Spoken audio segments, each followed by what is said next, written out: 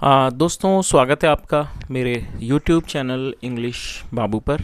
और आज मैं फिर हाजिर हूँ आपके साथ एक नई स्टोरी लेकर। और दोस्तों, आज जो स्टोरी मैं आपके लिए लेकर आया हूँ ये एक शॉर्ट मॉरल स्टोरी है। बहुत ही अच्छी कहानी है, कहानी सुनने में आपको मज़ा आएगा।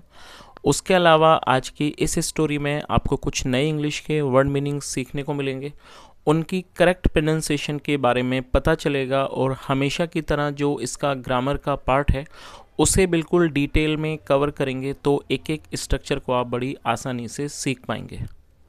तो चलिए दोस्तों, आज की इस कहानी को हम शुरू करते हैं और सबसे पहले कहानी का टाइटल देखते हैं। कहानी का टाइटल है रामू द फार्मर। फार्मर का मतलब होता है किसान, मतलब कि रामू किसान। तो दोस्तों, ये आज की इस कहानी का टाइटल है, शीर्षक है। और अब मैं इसे पढ़ना शुरू करता हूँ। आपसे रिक्वेस्ट है आप कहानी को बिल्कुल ध्यान से सुने और यदि कहानी पसंद आए तो आप इसे लाइक ज़रूर करें। तो चलिए इसको शुरू करते हैं। There was a farmer called Ramu who had an old horse for tilling his fields। क्या मतलब हुआ दोस्तों? ये जो वाक्य है ये सिंपल पास्ट का वाक्य है। सिंपल पास्ट का मतलब होता है जब हम पास्ट में कोई ऐसा वाक्य बनाते हैं जहाँ पर वॉज या वर का प्रयोग हेल्पिंग वर्ब के रूप में किया जाता है, साथ में नाउन या एडजेक्टिव को लेकर वाक्य बनाया जाता है। और इस तरह के वाक्यों में वर्ब का प्रयोग नहीं किया जाता है तो इन्हें नो एक्शन सेंटेंस भी कहा जाता है। कॉल्ड का मतलब था नामक। There was a farmer called Ramu. क्या मतलब हुआ? रामू नामक एक किसान था। Who had an old horse for tilling his fields. दोस्तों, हु एक रिलेटिव प्रोनाउन है। जब हम किसी का कोई रेफरेंस देते हैं तो रेफरेंस देने के लिए हु का प्रयोग किया जाता है। और ये जो वाक्य है ये पास्ट का पजेसिव वाक्य है। पास्ट पजेसिव का मतलब होता है जब हम पास्ट में ये दिखाते हैं कि किसी के पास कुछ था, तो इस तरह के वाक्यों को पास्ट का पजेसिव वाक्य कहते हैं, जहाँ पर हैड का प्रयोग हेल्पिंग वर्ब के रूप में किया जाता है। हु हैड, जिसके पास था, एन ओल्ड हॉर्स, एक बूढ़ा घोड़ा। किस लिए था? For tilling his field. जो टिलिंग का मतलब होता है जोतना, हल जोतना, उसे टिलिंग कहा जाता है। और फील्ड मतलब खेत, अपने खेत जोतने के लिए। तो इस पूरी लाइन का क्या अर्थ हुआ? There was a farmer called Ramu who had an old horse for tilling his fields. मतलब एक रामू नामक किसान था जिसके पास अपने खेत जोतने के लिए एक बूढ़ा घोड़ा था। One day his horse ran away. और दोस्तों, ये जो वाक्य है ये पास्ट इंडेफिनिट का अफर्मेटिव वाक्य है, जहाँ वर्ब की सेकंड फॉर्म का यूज़ किया जाता है। रन का मतलब, रन अवे मतलब भाग जाना, सेकंड फॉर्म है रैन अवे। वन डे, एक दिन, हिज हॉर्स रैन अवे, उसका घोड़ा भाग गया। All the farmer's neighbours sympathised with Ramu over his bad luck. क्या मतलब हुआ? दोस्तों, यहाँ फार्मर के बाद एपिस्ट्रोफी ऐसे, जिसका मतलब होता है काके की। जब हम किसी नाम या व्यक्ति के साथ कुछ जोड़ना चाहते हैं तो वहाँ पर एपिस्ट्रोफी एस का यूज़ किया जाता है। फार्मर्स नेबर्स मतलब कि किसान के पड़ोसी। All the farmer's neighbours sympathised with Ramu. दोस्तों, सिंपैथाइज एक वर्ब है जिसका मतलब होता है सहानुभूति दिखाना, सहानुभूति प्रकट करना। और ये पास्ट इंडेफिनिट का अफर्मेटिव वाक्य है, तो यहाँ सेकंड फॉर्म का प्रयोग किया गया है, sympathised. All the farmer's neighbours sympathised with Ramu, मतलब कि सभी मतलब कि किसान के सभी पड़ोसियों ने रामू के साथ हमदर्दी या कह सकते हैं कि सहानुभूति प्रकट की। ओवर इज बैड लक, उसके बुरे नसीब पर, उसके बुरे भाग्य पर।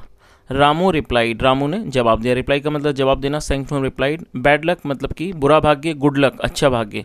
हु नोज, कौन जानता है। और दोस्तों, ये जो वाक्य है यहाँ भी हु का यूज़ किया गया, जो कि एक रिलेटिव प्रोनाउन है। और ये जो वाक्य है ये प्रेजेंट इंडेफिनिट का वाक्य है। जब प्रेजेंट इंडेफिनिट में हम कोई वाक्य बनाएंगे और सब्जेक्ट सिंगुलर होगा तो फिफ्थ फॉर्म का यूज़ किया जाता है। हु नोज, तो उसने क्या कहा, रामू ने क्या जवाब दिया? Bad luck, good luck, who knows मतलब कि अच्छा भाग्य, मतलब कि बुरा भाग्य, अच्छा भाग्य कौन जानता है।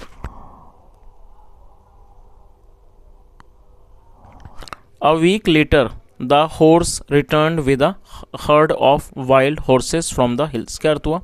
A week later, later मतलब बाद, a week later एक हफ्ते के बाद, the horse returned, return मतलब लौटना, second form returned। और ये भी पास्ट का अफर्मेटिव वाक्य है। जो घोड़ा था वो लौट आया।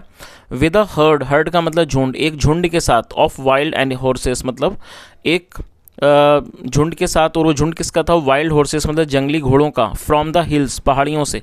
तो इस पूरी लाइन का क्या अर्थ हुआ? A week later the horse returned with a herd of wild horses from the hills, मतलब एक हफ्ते के बाद घोड़ा लौट आया, और वो किसके साथ लौट आया? With a herd of wild horses from the hills, मतलब पहाड़ों से, जो जंगली घोड़े थे उनके झुंड के साथ वो वापस लौट आया। दिस टाइम, इस बार, the neighbours congratulated Ramu on his good luck. Congratulate का मतलब होता है किसी व्यक्ति को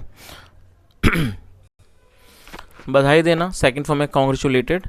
दिस टाइम मतलब कि इस बार, the neighbours congratulated Ramu on his good luck, मतलब इस बार पड़ोसियों ने रामू को बधाई दी ऑन हिज गुड लक, उसके अच्छे भाग्य पर। हिज रिप्लाई मतलब उसका जवाब था good luck bad luck who knows, मतलब कि अच्छा भाग्य बुरा भाग्य कौन जानता है। देन फिर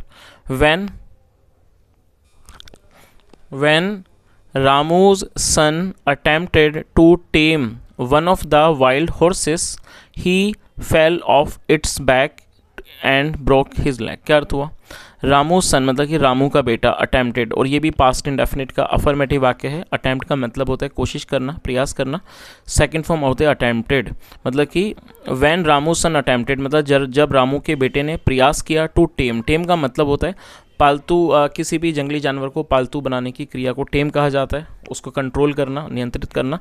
जब वो कोशिश उसने की, मतलब कि उसको टेम करने की, नियंत्रित करने की, one of the wild horses, एक जंगली घोड़े को, ही फेल ऑफ, फॉल मतलब गिरना, second of fail, he fell off its back मतलब कि वह उसकी पीठ से गिर गया, एंड ब्रोक हिज लेग और उसकी टांग टूट गई। ब्रेक मतलब टूटना, second form broke.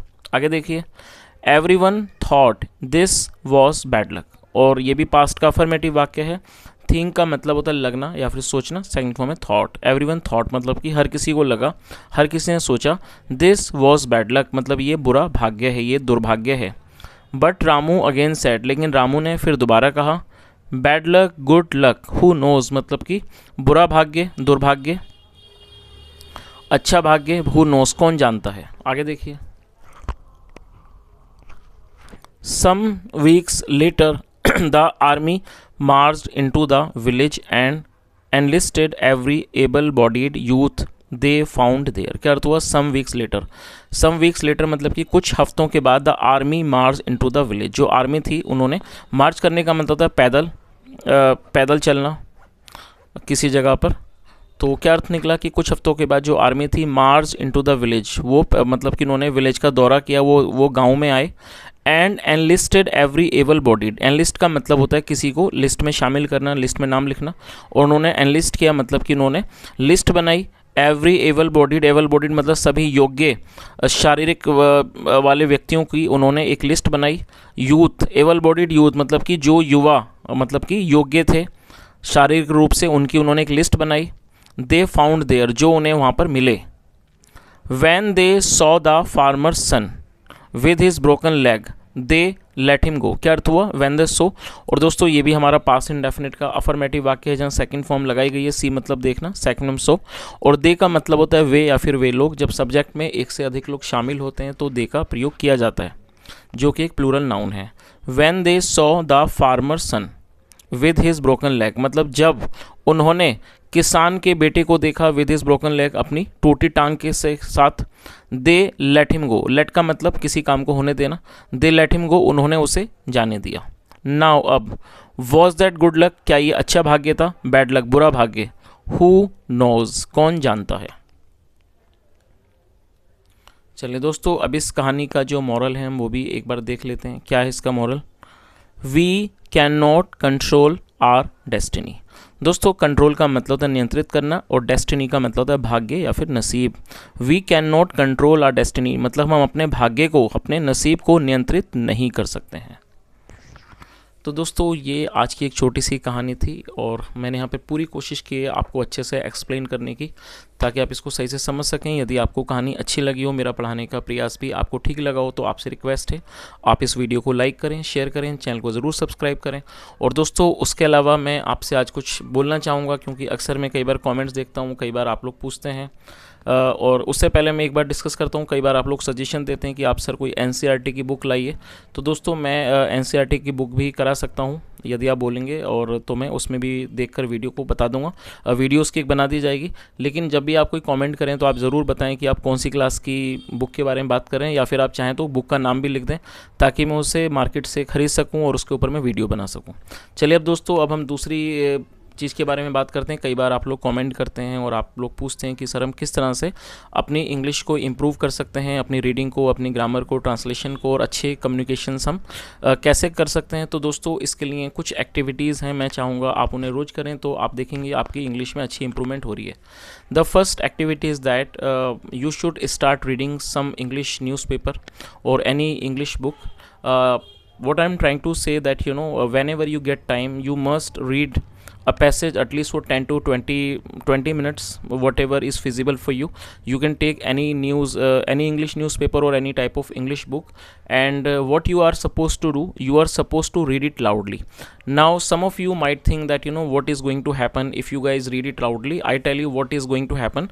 Normally guys, normally what happens that when you speak in English, right, and suddenly you have to speak in English in front of someone, you just fumble and you are not able to speak, and when you try to speak you do not feel confident and you do not feel comfortable. Sometime the reason is that maybe your pronunciation is not correct, and sometime it happens that you are not able to speak. You know what you want to say, you can make the sentence in mind, but when it comes to your tongue you are not able to speak. Now let me define you what is the problem, what's the reason. The reason may be that you are not habitual of speaking in English, right? So what you have to do, you have to make it a habit, right? You have to make it a habit, and habit you can make, but it is not going to happen in just 1 week or 2 weeks time. When you need to, or when you want to form a habit, it takes some time. Maybe it is going to take like 2 months time, 3 months time. So what you can do, whenever you get free time, just take any English newspaper or any English book, just read it loudly at least for 10 to 15 minutes. And when I say it loudly, I mean it that you must note it in mind, you must not read it only in mind, you should read it, right? And whenever you are reading, try to read each word very carefully and just read it slowly. Do not try to run very fast, because the main motto is that when you read it, you have to read it very clearly, plus you have to make your words very crystal clear so that your pronunciation can also improve. So you have to do this activity every day whenever you get time, 10 minutes, 15 minutes, 20 minutes, half an hour. And apart from this guys, what you can do, whenever you meet anyone, your friend, the one who can talk to you in English, try to speak in English only. And sometime it can be a problem, because sometimes we do not have friends who can speak in English, we do not have such surroundings. So what you can do, you can talk to yourself, maybe you can stand in front of mirror and you can talk to yourself, right? What is going to happen, that slowly you will get into this habit of speaking in English. Sometime it is going to be a little bit boring, but slowly you will get the fair idea how to speak. And apart from this, you should start watching some English like shows. There are many multiple videos are available on YouTube. You can just watch them and try to understand them. Initially you are going to face some problem if you are not habitual of watching such English content, but slowly it will improve. And apart from this, whenever you are watching any content, or whenever you get any type of new words from any book or any newspaper, try to know the meaning of that word. So what is going to happen, slowly when you learn vocabulary, you will have good collection of vocabulary. So what will happen, when you are supposed to speak in English, you will not run sort of words, because normally it happens when you are talking to someone. Suppose that you go for the interview, and maybe you are in class or your college, and you are told, you are given this task that you have to speak in English on some topic. So what will happen, that you will think in Hindi, and after that you will try to speak, but the challenge which you gonna face, vocabulary, right? What will happen, that suppose someone says that you have to speak on global warming, or maybe you have to speak on pollution. So when you start talking, right, you will have the fair idea what to speak, but what will happen, that when you start talking about global warming or pollution or anything, you will come across many sentences where you will require to speak some words, right? So what will happen when you want to make a sentence and you are not aware of the correct word or the vocabulary, then you will not be able to make the topic, right? So that's the thing which you need to keep in mind, that if you really want to improve English, you should try to learn and remember word meanings, vocabulary as more as possible. Try to make it a habit that you need to learn 10 new words every day. Just make a note or make a notebook, keep it with you, and try to just write down 10 new words each day. What will happen if you just remember them every day, 10 words, within 1 month it is going to be like 300 words. It's a good collection, so right? So I think that when you start doing these type of things, it is going to improve you in a longer time. And I'm sure that people, those who work hard, work hard is always good, and we get good results also. But without hard work we never get good result, and we should not expect result also. So guys, this is from me, and I'm not saying that I'm very good in English. I'm also very low level, I don't know. I mean, I just try to speak whatever I can, it better. And whatever knowledge I have, or whatever experience I have from my own experience, I'm telling you all these things. So just try to follow these tips, and then I'm sure that you will have some type of improvement in the coming time. And apart from this, if you have any feedback, you can let me know, and I always read your comments. Sometime I reply them. And apart from this, if you have any type of suggestion or any feedback, you are most welcome. You can leave your feedback in the comment section. And thank you so much for listening. Have a nice day, and bye.